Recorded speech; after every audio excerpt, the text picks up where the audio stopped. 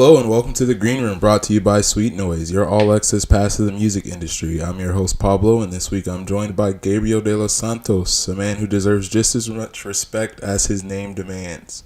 Gabe is a published photographer and filmmaker here in Miami, Florida, and has worked with a variety of talent, spanning from big names like NBA YoungBoy to his charitable involvement at the Overtown Youth Center.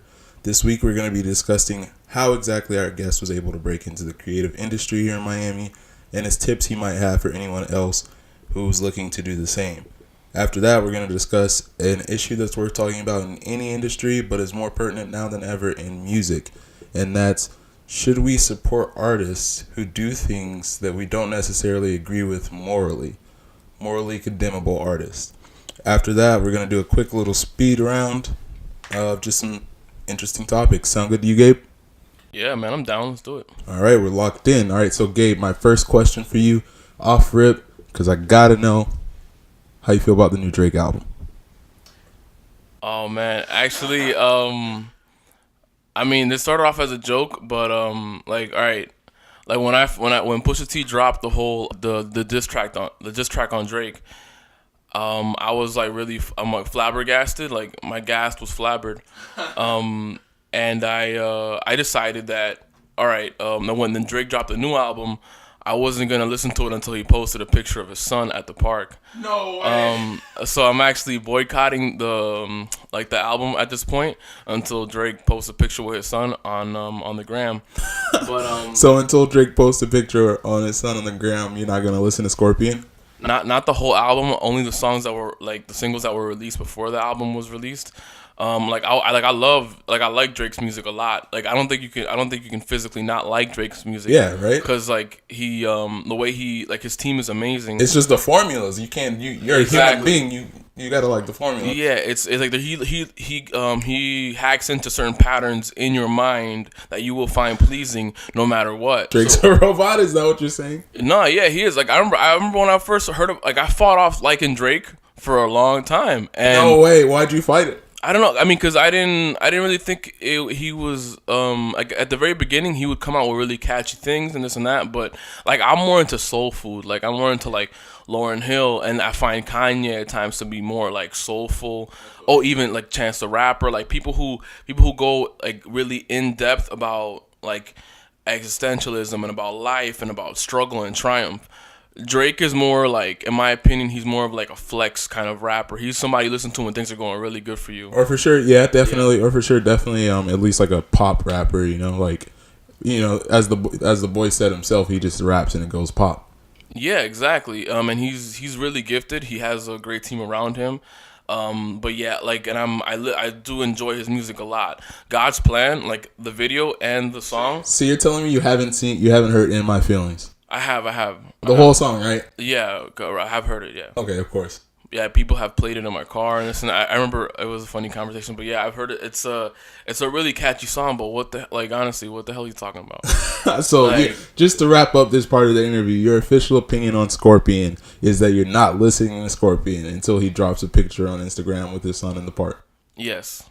Those are can it be at Disney World or it has to be at the park or? No, I'm flexible on the location. All right, y'all. You heard it here. Nobody listen until Drake drops the pic on the gram with his son at the park.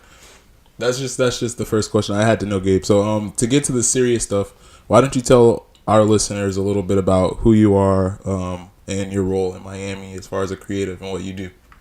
Okay. Well, I'm a photographer and a filmmaker and a videographer, of course, in the Miami area. I got my start kind of working on political campaigns, made a lot of cool connections. So I've been a part of creating content for some campaigns in the area, local, and a few that were kind of bigger. Also, I've worked for production companies. With on a starting out basis, I worked for projects for popular recording artists. I don't really want to name drop because I wasn't the one who pulled those clients, but I mean. To this day, I have on my portfolio people like Faruko, people like NBA YoungBoy. NBA YoungBoy was someone that he was, there was an area I got contracted for some work for him, and yeah. That's fire, man. That's fire. So when did you make the decision to get into that industry? Because me not being someone who claims to be good with the eye, it's interesting to me that that's what you chose to do with your life and pursue as a hobby and a career. Yeah, well, I started off with at first. I feel like a lot of creatives will go through the situation, and I don't believe I believe that we're all creatives, and for the most part, we just need an outlet. Word to And, that, man. Yeah, for sure. And so I was I did study media, and I didn't want to. I was working for a radio station. I wanted to be a radio host, and I wanted to do all these things. And then I got there, and I really didn't like. You want to be a radio host? I'll switch with you right now. Let's go. I'm down to shoot. Nah, I'm good, bro. Like the median pay is not. Oh, okay, yeah. But I mean, podcasting is doing way better than radio. But anyway, so a lot of I got in there, and I didn't like the culture. I realized how little there was to gain from that culture, from that work, and it wasn't fulfilling for me. So I ended up thinking about, okay, what can I get involved in that would actually use my creative talents better. And I got into photography and videography. I interned for a production company, and I was walking around with my camera, and somebody asked me hey, are you a photographer? And I just said yeah. And that's how I got my first client. And this is this is not what I recommend for people, because I going back on it, I would definitely do it a different way. I believe that this is just kind of the way that it was just kind of meant to be for me. Yeah, that sounds like some divine intervention. Yeah, because the reason why I did that was because in school one time we had a guest speaker, and she told me that if anybody asks you if you know how to do something, just say yes. Wow. And figure it out on the way. That's lesson number 1 from today's episode. Yeah, and that's honestly some of the best advice I've ever gotten, because all right, at the end of the day, your responsibility is to yourself and your creative process and your growth, right?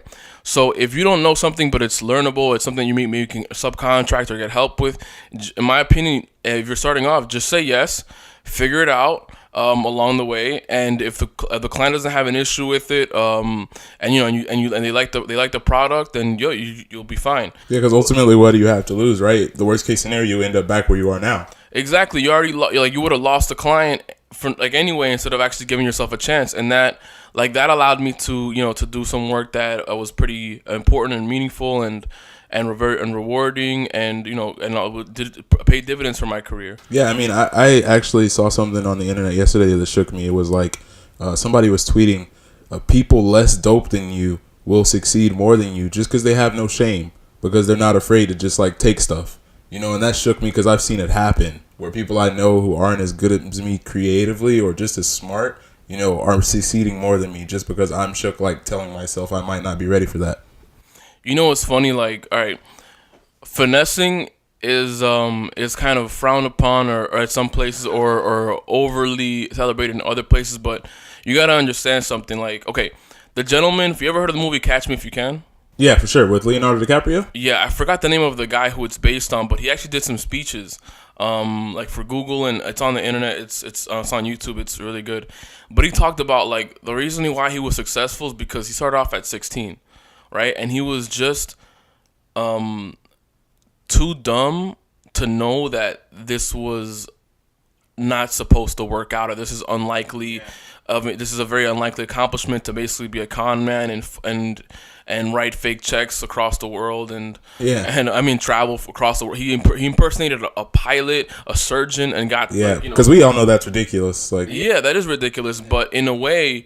And I'm not saying to be a con artist or anything like that, but the thing is that you can't be afraid to fail, and you can't be afraid of you can't be afraid to fail, and you also just have to have that wonder, just that naivete that why not me? Yeah, for sure. And I think that's a key factor in whether or not you're successful in the creative field, because you just gotta go out there and really figure it out. Yeah, for sure. And has that mentality always been with you, or has that been something that you had to gain and build upon as you were out here trying to build your career as a creative in Miami? Well, I think so, because I was always somebody who I try to be prepared for situations, but I was never really afraid of going into unprepared or uncharted territory, things that I was always somebody who was looking to practice in a new way that maybe or try something new. I was never really afraid of that. So I think that has been helpful to me. Yeah, for sure. Okay, that's dope, man. So I want to ask you to go back to like what you do specifically as a creative and talk about music videos. I want to know like when you knew that like music videos and photography and film and just things with your eye was it for you. Were you watching MTV as a kid and you saw the VMAs or something? Well, for me, it was very much more I like movies a lot. Oh, nice. Okay. It's funny because when I was a kid, I kind of wish I would have went to one of those like creative schools, because when I was a kid, I was kind of odd. I was like, and one thing I did love a lot was movies, but I feel like there could have been so much good that came out of that, but I didn't really have like a kind of ecosystem creatively, or my teachers didn't really like feel me on that. So like I was one of I was like 6 or 7 years old. Like I knew who Keanu Reeves was. I knew about different actors, and I knew about like actors by their names, not just by their like movie roles. Yeah, for sure. I was definitely still watching Shrek or something. No, yeah, definitely. And I was always like, oh, I like this person in that movie because, and I would dissect why I liked their performances and their facial expressions and things like that. And so I didn't really have a creative outlet for that. Like I remember I would watch like when I was a kid when YouTube like first kind of became big, and I remember really like wow wanted to be a creator, but I didn't know how to edit videos. I didn't know how to do any of that. So I was like I stopped at being a consumer. But when I got older, I was put in a better ecosystem, and I was able to learn. But that's really kind of where it started from, and then and just started understanding the magic of storytelling from that age. And then when I got older, I was able to really have an outlet for it. So you mark your adolescence kind of as the shift from when you went from being a consumer to a producer of content? Actually, I would say it started really in my 20s. Okay, cool. But when I was a kid, well, I mean, I did do some stand-up comedy, actually, so when I was Oh, really? You did? Yeah. Please tell me it's out there on YouTube so I can link the people. It's definitely not. Please don't look for it, because it's not. Yo, it's down in the description. Scroll down. I'm going to find it. Hopefully not. I need to, find any videos and just, delete them now, report them. Just say, this is Nazi propaganda. As soon as you leave out of here, just go. Yeah. Just slander my own name on my comedy. But, yeah, so I would say that's when it first started. And that was a really cool creative time for me. But that's probably when it first started. But when it really got me in a meaningful sense was in my 20s. Okay, cool. But that actually makes me want to segue into something else I wanted to ask you about, which is your involvement at the Overtown Youth Center. I see a lot of really dope pictures. Actually, one of my favorite pictures on your Instagram is one that one of your students took with a really busy background, and it's in a gym or something like that. Do you feel like your involvement there with that program was kind of pushed by you not having someone to involve you in that kind of stuff when you were young, that you wanted to interest kids who are young now? Well, actually, yeah, that's a really, really cool way, cool aspect of it. Yes, in a way, yes. But it's funny how I got that job really kind of wanting to volunteer, and I went to one of the events and I talked to the director there. And I told her, oh yeah, by the way, I'm a photographer. If you guys ever need help with that, or anything. Oh, and then she told me about how they actually used to have a photography instructor, and how they would be interested in restarting that program. It's called an enrichment activity for these kids. It's like a little class that they take, and yeah, when we go over the mechanics and the fundamentals, and we just experiment and take pictures. So yeah, but that my passion with that really was look, the average median income in Overtown is about $13,000 a year. Wow, that's really did not bad. know that. That's really bad. Wow. I've seen creators make that in a weekend, yeah, on a pretty good weekend, but it's still it's that money is really out there for people who are good at their craft and know how to market themselves properly as creatives. But my whole thing was I've seen people make $3,000 to $6,000 on a weekend shooting a wedding, and or just and expressing themselves, and I was like, you know what like if I can at least get one kid to really find out like that they're good at this and that they like this, and and then make it profitable for them in the future in any way. I'm like, man, it's gonna be really a really cool thing. And I've seen the great thing about it is that like they're so young and open to try everything, and they're not hard on themselves. That's awesome. It's funny. I have one student, and one time I don't want to say her name, but one time she this girl, she's she's really kind of sassy.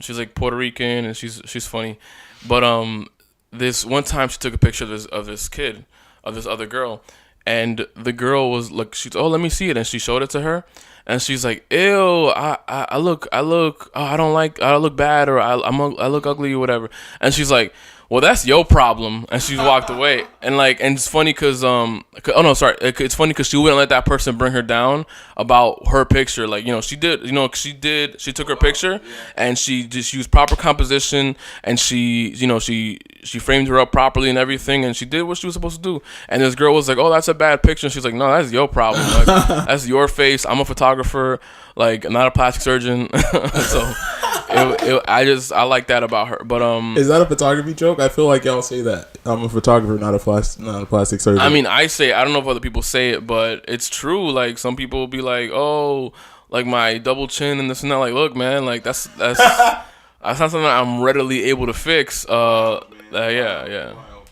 All right, so to get back to talking about more about your professional career outside of the charitable stuff that you do, which while that does make you a wholesome, well-rounded person, and we appreciate you for that, Gabe. That's actually, I wanted to say that's something that's something I've always respected about you. Like you said, when you first got involved there, talking to the director and just telling her you're a photographer, and if there's anything that she needed that you were willing to do it. That's something I've always respected about you, is that you're very open with the fact that you're creative. I know a lot of people who are worried about it, and that's just something I wanted to highlight, is that as long as I've known you, you've always been open and ready to tell people that you do this, you're good at what you do, and that you're there and available as a resource. It's funny, like, to me, networking is pretty much finding as many people as possible and telling them what you do. Oh, wow. Yeah, for sure. It's really that simple. And I've gotten a lot of jobs through networking, and that's really like what I would like tell any creative, like, look, literally go to places where there's a lot of people and talk about yourself, talk about your work, highlight the good things, and you will get more jobs. And I mean, of course, if you're good, and you will. And yeah, like it's funny because it feels like I feel like there's a mental hurdle for people to get over, but really just going out there and just talking about yourself and your work to new people, and also being interested in them as well, because don't like, people don't like the energy that you give off if you come off like you care only about yourself and you're the only interesting person there. But definitely just do that, and like you will grow as a creative and as a brand. Yeah, to build on your tangent, and you just kind of went on a little bit. I find that people are definitely more interested in helping and assisting you when you're also genuinely interested in their brand, their story, what they're trying to create, who they are as a person. It shouldn't always be about promoting yourself, even though you want to remember that you're promoting yourself. Also take the time to be personally interested in other people, because at the end of the day, I believe that we're just here to form connections, and to get to know the people who we share this planet with. If we can make some money from our art, even better. But don't forget the goal is to connect with people. That's why you create art, right? Or at least for you, why do you create your art? To connect with people, to tell a story.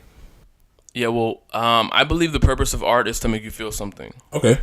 And to tell stories, but really, like, I feel like the point of all art is to elicit emotion, or elicit an emotional response.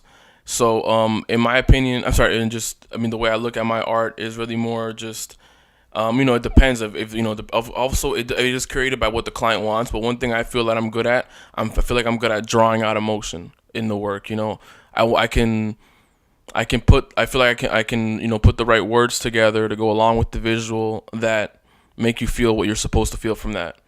And one thing I really focus on in my art is like the human experience. I feel like that's my favorite part of just any art, And I definitely see that in your art.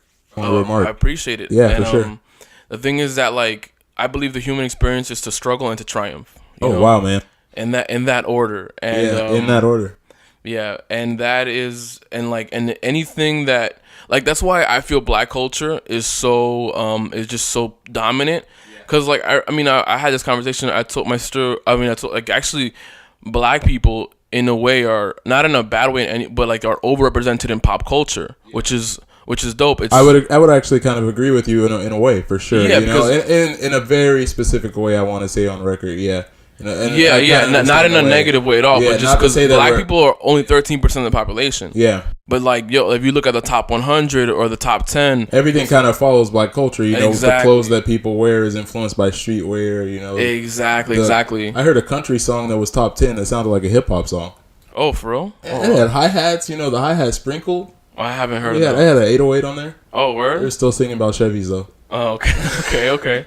But and that's why I feel black culture is so predominant in America and so pronounced in our in our airwaves, because like at the bottom of it, at like just the heart of it, it's that struggle and that triumph. Struggle into triumph. Because there's something about black art that immediately signifies like struggle. Yeah, for sure. And not in a like in a hopeless like damned kind of way. Mm-hmm. But just more like, wow, like there's an overcoming, there's a challenge for that person, and like it just seeps through like the art. To quote J. Cole, there's beauty in the struggle. Exactly, and that's very true. That hits all humans in a certain part of them, like that they can't. It's hard to ignore because it's just so real to us, Yeah, for sure. Yeah.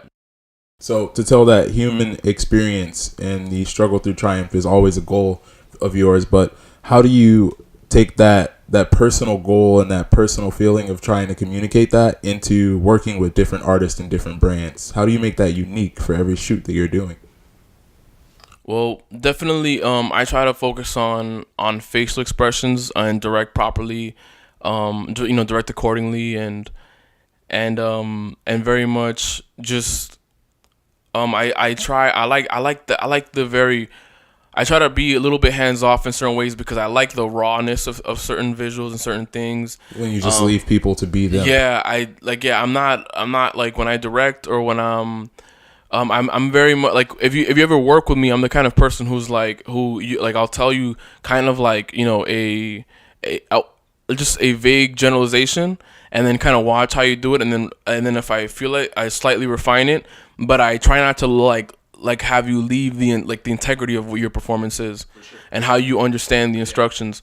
So that's kind of how I tend to work. And I tend to be, maybe this could be a bad thing, but I kind of like, I'm the kind of person who I feel like we'll figure it out on the way, and we'll make it work with what's going on. And that can of course cause some issues, but of course open you up to things that you weren't expecting in the project creatively. So that's kind of how I tend to be. Okay, awesome. So I have one more question for this part of the interview before we get into talking about our hot topic, and that is about the state of the music video. You know, a lot has changed with the music industry in general. You know, with Spotify and music streaming, and the way that artists make their money with merch and tours. How do you feel the music video has changed? And do you feel like artists still need music videos? Do you feel like they're more or less popular? Definitely. They definitely need music videos. A gentleman named Colin Tooley. He's one of the best filmmakers around, and like in this time. He shot. Definitely gonna look him up for sure. Yeah, he's known for shooting the All Right video with Kendrick. Oh, word, yeah. Yeah, that's a masterpiece. Yeah, I love that video. Yeah. Yeah, and okay, the thing is that he talked about how really an artist's visuals are one of the most important things, because we remember Michael Jackson with Thriller. We remember certain, for sure. Yeah, exactly. With certain things it helps them become just so iconic if they right. can really tell just the right dope story, and I've seen like certain songs like Kendrick has done.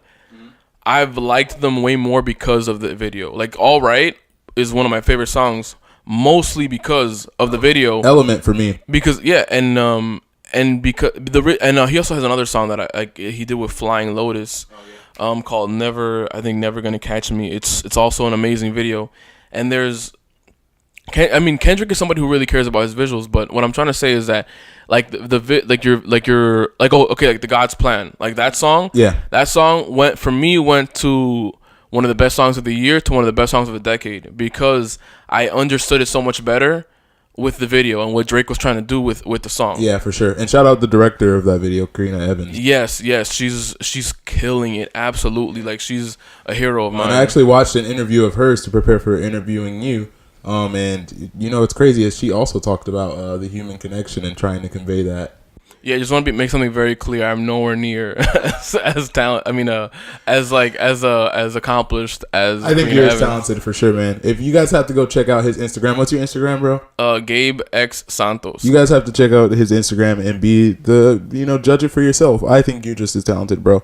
All right, but that's gonna wrap up the first half of our interview, and now I want to talk to you about our hot topic, which is: should we support artists that are morally condemnable, artists who do things that we don't necessarily support ourselves in our everyday lives?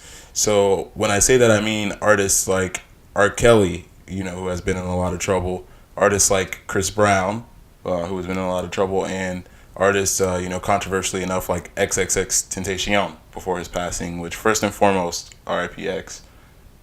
That was something that shook the whole South Florida definitely community. But as far as like artists it's different because Kanye's opinion was political, but Kanye said that thing about slavery being a choice. Do we support artists who are doing things that we don't agree? How do you feel about it? Well, okay. In my opinion, I think that a lot of it just depends on how much you like the person.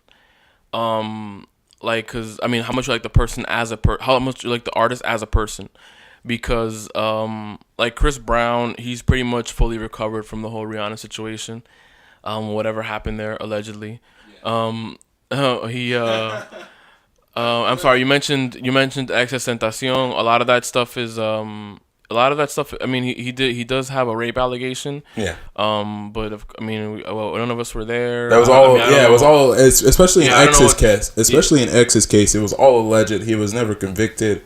Found guilty for any honestly, of it. The man went to jail several times off very violent, just questionable. But I honestly, he's an artist that I honestly, no offense to him, I never saw the appeal.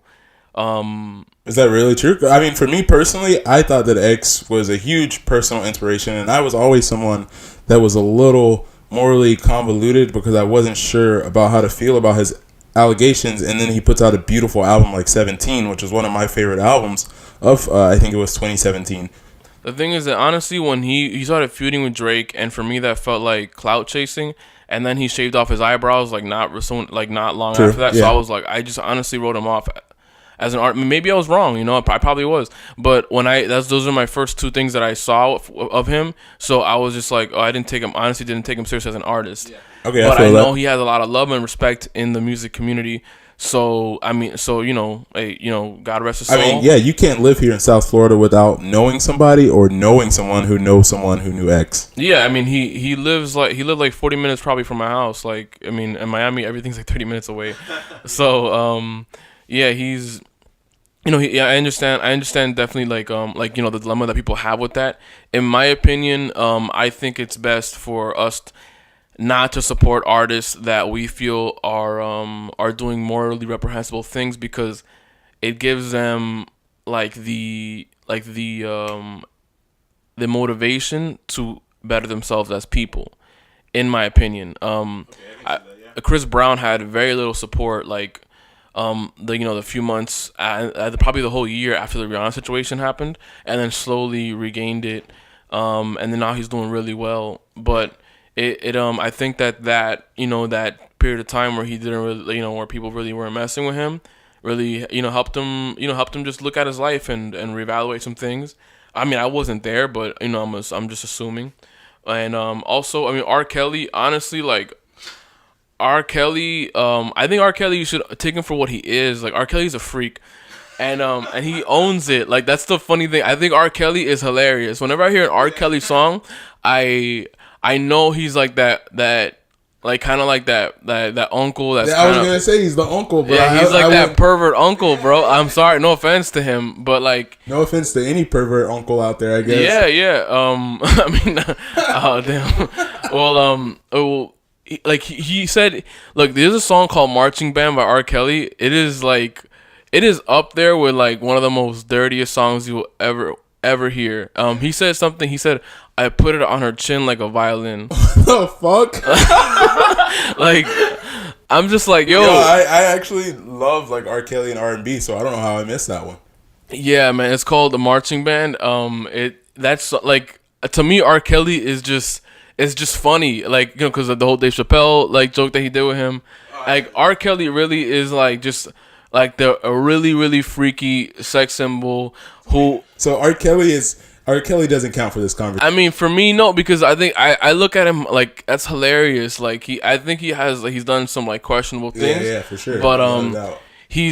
I honestly I don't put any of his music on. Like I don't go out of my way to do it. But when I do hear it, I think it's hilarious. And I did enjoy his music when I was younger. And I mean, Ignition like, was an amazing. Ignition remix. Yeah, it was one of the, like my honestly like top 30. No, I say top 50 favorite songs ever is Ignition. That's a top 50 song of humanity. Yeah, Ignition is a really good song, but yeah. And look, actually, he has bangers, man. I Believe I Can Fly. Oh, yeah. A World's Greatest. All right, but do bangers mean that you can ignore like the problems with the person's personality? Because the thing is, like bangers turns into streams, which turns into music, or which turns into money, and money turns into a way to broaden your platform. And if your platform's fucked up, if you're a fucked up person, maybe we shouldn't be giving you those streams and stuff, you know? And it's just really hard to, because, like, we all love Ignition Remix and we all love this music, so it's kind of really hard to, like... Yes, I do believe that you'd be enabling them, but I do want to get to Kanye real quick, because I really like what Kanye did. I'm not a Trump supporter myself. I have problems with both, like, with both political parties. And I seriously would like, I mean, I think that that Democrats haven't really helped black people, in my opinion. And I think that he's someone who kind of brought that out, and I think because we look at Detroit, we look at like, Los Angeles and South Central and all these areas like that have been voting Democrat forever. Yeah. And nothing ever gets better. Detroit is doing. It looks like a third world country right now. My personal opinion is that no one cares as much as they say they care, as far as politics goes. But some people care less than others.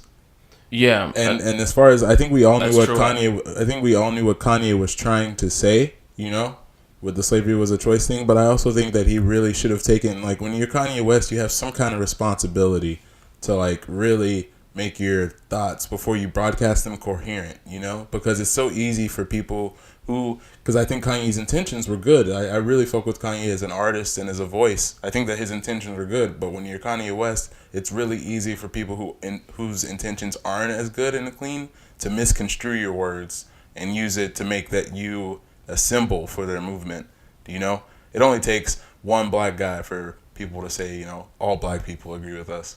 No, you're definitely right. And I think that, I mean, the thing is that I appreciate Kanye as an artist because he says he's done questionable things. Like I don't like the whole Confederate flag thing he did when he was younger. Jesus, yeah. Yeah, I didn't like even the title Yeezus. I've had issues with Kanye, but like as an artist, I feel like he's the realest, rawest, I feel like he really is just trying to be himself in the best way he knows how, and I have to respect that because that's so rare in pop culture. And that may be why he looks so weird. He's just it may be weird to be yourself at this point. Exactly. He's a conflicted person perpetually, and so I think that comes out in who he is and in his music, and I can respect that. Yeah, for sure. Okay, but.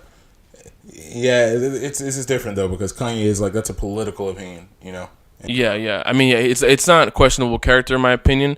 I think he just has a certain political he's leaning a certain way politically, and and I can't really judge him on that. That's all right. So my my concrete opinion on the supporting artists who do morally condemnable things is that you just kind of have to put your foot in the ground, draw a line, and say, unfortunately, because I think there are so many dope local artists and smaller artists who deserve the attention who aren't doing wild shit. No, I definitely agree. All right, so to wrap up that one, because that's a hot topic and we could talk about that one all day, and I'm sure I might receive some hate mail. You might receive some hate mail. But let's go ahead and get to our lightning round. All right, so this is the end of our show. It's the lightning round. I'm going to ask you I'm going to tell you a series of topics, and you're just going to tell me how you feel about them real quick. Couple of sentences, no more, all right? Okay. All right, so topic number 1. Chance the Rapper drops new 4-song EP. Absolutely loved the Magnificent Coloring Book. I am excited for the EP. All right, cool. Did you listen to it yet? I have not. Oh, you should. It's pretty good. When did they drop it? Like Thursday. Oh, wow. Thursday, Okay. All right, next one. Post Malone offers to perform at Justin Bieber's wedding for free. I'm so down. You're gonna be at the Bieber wedding? You said you're down, like you're invited. I am here for it. Yeah, you're here for it? All right, next one. Taylor Swift sued over gaming app, The Swift Life. I have no idea about that. Yeah, I mean, apparently some guy has a company, and it's called Swift Life, and she just started a video game app called The Swift Life without consulting this guy, and so now he's like being blown up with all these like requests and stuff, so she's being sued. Oh, wow. Yo, get the bag. Get the bag. Yeah, man, go get your bag, small business. Get your money. You're probably not a black man with it. Yeah. Okay, next one. A new study by Goldsmith University professor Patrick Fagan shows going to concerts can help you live longer. Oh, man, I agree. As long as it's a spiritual experience and it's enriching to your soul, go for it. All right, awesome. All right, that's a wholesome response. I'll take that. Kid Cudi says he and Kanye West are planning more Kids See Ghost type albums. I'm here for it. Yeah, you like Kids See Ghost? Loved it. Loved Ye. The last 3 songs, like I could put those on repeat. Just the last 3 though, because the first 4 to me were, you know what I mean? Yeah, I same. I didn't really. What about Nas? Do you like Nas' album? Oh, I loved it. Yeah. But I just Kanye had just strikes a certain chord, man. For sure. All right, next one. Rihanna reportedly choosing from over 500 records for her upcoming dancehall and reggae album. I'm here for it. Caribbean music all day. Yeah, for sure. We are in Miami. Sade's first new album since 2010 is officially in the works. So here for it. Sade? You like Sade? Yeah. I mean, when I'm in my feelings. You don't listen to Drake when you're in your feelings? I'm DJ in my feelings, so nah, I'm kidding. I'm not a DJ in my feelings. I'm not a DJ, but if I was, I'd be that DJ. DJ in the feelings, okay. Dave Grohl praises Lil Pump's punk rock spirit in Rolling Stone interview. I do not see the appeal in Lil Pump. At all? No. Come on, man. Not once. I mean, what, catchy beats? You have not once listened to Gucci Gang. Yeah, I have, but Flex. They're just catchy beats. Like he shook his hand like he was feeling some kind of frustration. I just need to. No, I mean, I need more out of my music at this point in my life. Okay, cool. I feel like a lot of people feel the same way. All right, Ja Rule and Ashanti confirmed joint album in the works. Why did it take so long?